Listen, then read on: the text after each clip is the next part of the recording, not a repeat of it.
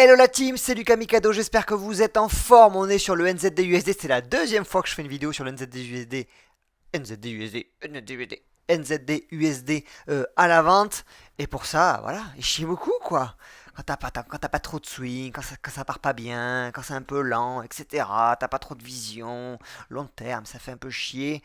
Et ben, tu t'en remets à Ariascan. Voilà comment je le fais tourner. Je cherche que du golden signal, golden opportunity. Pour ça, Ishimoku Kijun Break, je rajoute un CF, un TK, une UT3. Ça veut dire que Ariascan surveille pour moi ces valeurs-là.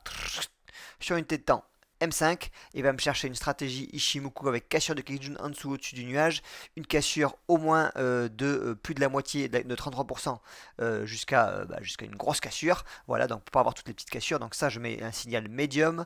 Tout ça, vous pouvez le paramétrer bien sûr. Je dis que je veux que la Shikuspan soit libre, je veux que la cassure soit en même temps cassure de Kijun et cassure de Tenkan. Ok, et je veux que les deux UT supérieurs, dans ce cas-là le M15 et le M30, soient convergents à la baisse. Ok, donc là c'est ce qui se passe. Regardez, qu'est-ce qu'on a? Ah bah tout simplement, on a une belle cassure là, comme on les aime, bien grasse. Regardez-moi ça, cette bougie là, la boum, bougie impulsive. Ok, la petite Sikuspan qui est libre. On y va, on a cassé en même temps la Tenkan, le nuage est baissier, les unités de temps supérieures sont baissières, on est en dessous du nuage, et voilà, tranquille.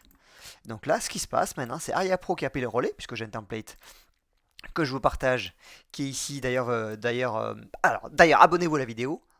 Premièrement. Deuxièmement, envoyez-moi un message sur Messenger si vous voulez que je vous envoie tous ces templates là, c'est des templates automatiques. Et pour ce type de stratégie, j'utilise le template Ishimoku Kijun Break. J'ai juste à appuyer sur achat ou vente. Là, c'était une vente, évidemment, vous ne trompez pas de bouton.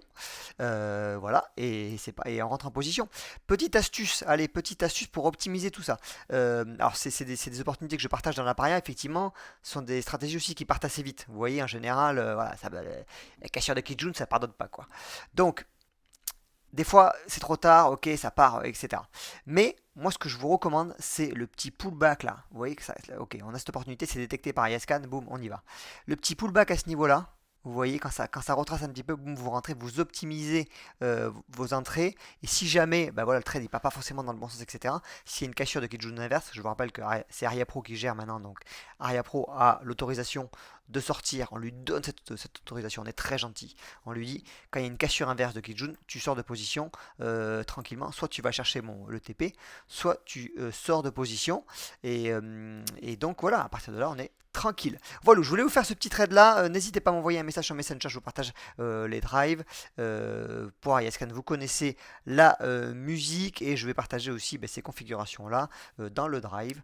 Comme ça, vous aurez tout et on va se prendre des jolis trades sympathiques. Allez, ciao!